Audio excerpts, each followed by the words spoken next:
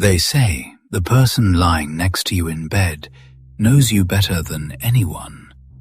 They've memorized your patterns, your rhythms, your vulnerabilities.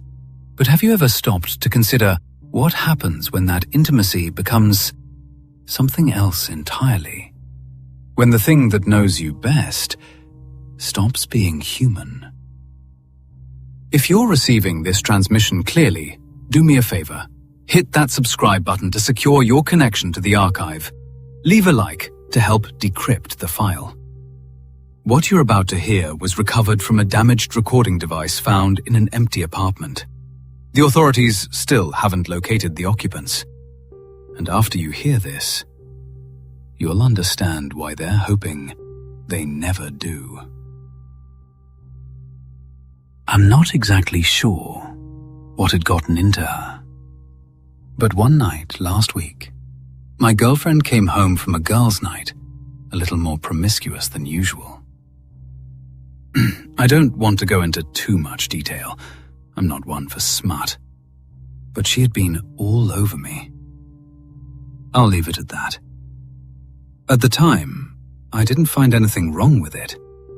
But looking back now, the fact that she didn't have alcohol on her breath seems almost like a red flag.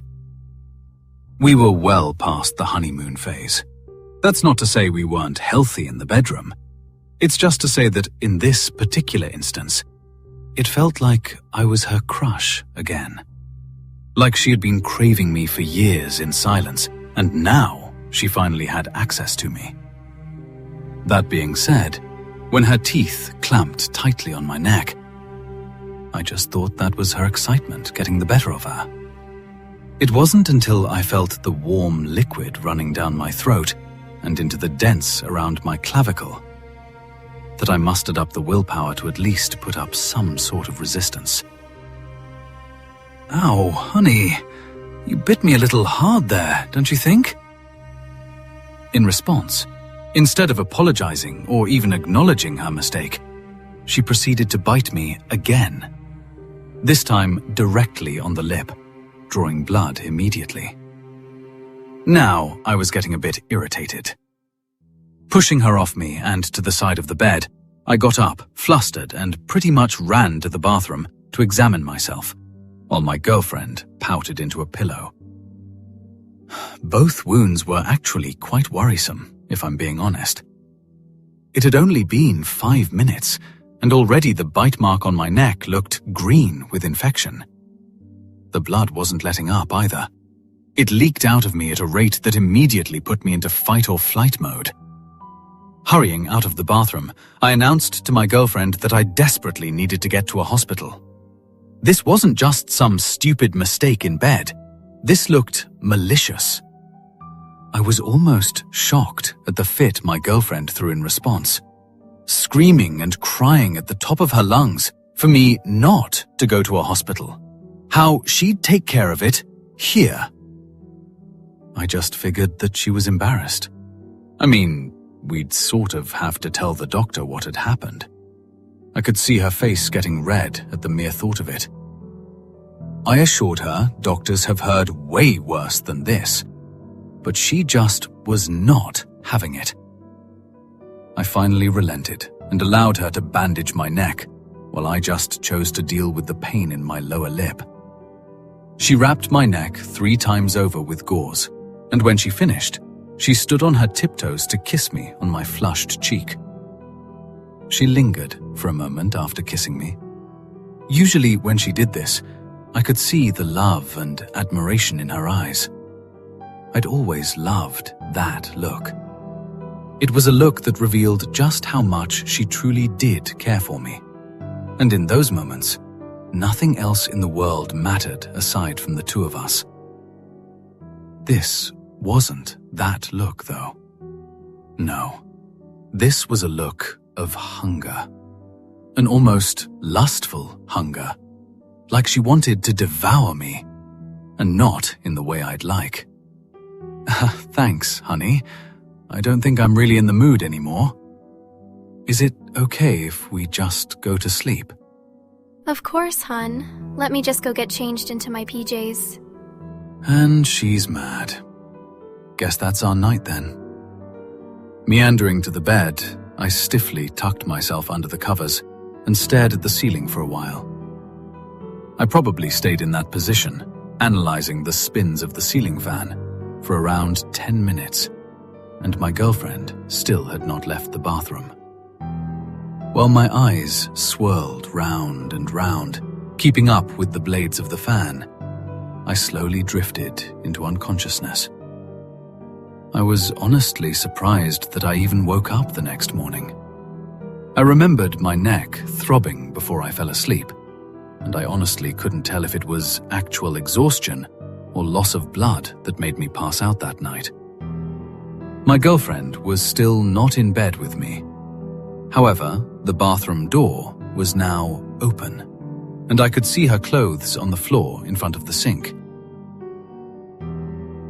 When I tried to turn my neck, it felt like I was being stung by 1,000 wasps right where I had been bitten, and that raised all sorts of alarm bells. As carefully as I could, I climbed out of bed and waddled over to the bathroom, trying my best not to move my head at all. What I saw in the mirror both shocked and disgusted me to the point that, despite the pain, I was hunched over the toilet, vomiting within moments. My bandage wrap had become completely black with blood, and trails of the substance branched off down my shoulder and into my chest in sharp, black lines. At least, I thought it was blood. Upon closer inspection, I was appalled to find that they were indeed veins that had become more than a little off-colored. What caused me to lean over the toilet and expel the contents of my stomach wasn't the color, though. No. What had me begging for God's mercy was the fact that those veins were moving, pulsating to the rhythm of my beating heart. After wiping the puke from my mouth, I backed out of the bathroom, nervously but urgently calling my girlfriend's name. I did this repeatedly, with no response. However, I did hear something. Something that sounded like it was coming from the kitchen, almost like someone was rummaging through our drawers. Or something. I walked into the room and found my girlfriend squatting nude in front of the open freezer door, gnawing on a raw, frozen steak while prying at it with her fingers. She made these sounds. God, the noise is still stuck in my head. It was like this wet, animalistic noise, like grunting and growling at the same time. Her eyes slowly rose from the meat and her hand to meet mine. It wasn't her anymore. God, it just wasn't her. My girlfriend's eyes had been hazel. When the sun hit them, they were like gold. The only gold I ever wanted. This thing's eyes. They were pitch black, void of any light whatsoever. I expected her to charge me, for her to lunge at me at any moment, but instead, her eyes fell back on the meat as she chewed at it. Once she finished, she began pulling more meat out of the freezer. Chicken, steak, beef, pork, anything she could get her hands on.